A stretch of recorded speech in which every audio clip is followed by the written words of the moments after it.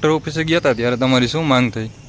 Collector સાહેબને રજૂઆત કરી હતી કે મફત ગરથાળ પ્લોટ અને 1835 એકર જે સરકારી ખરાબાની જમીન છે એમાં ગેરરીતિ થયેલી છે. એ બાબતે કલેક્ટર સાહેબે એમ કીધું કે મફત ગરથાળ પ્લોટને તપાસ માટે ડીડીઓ સાહેબને આદેશ આપ્યા છે અને ડીડીઓ સાહેબ એનો તપાસ કરીને અહેવાલ રિપોર્ટ આપશે.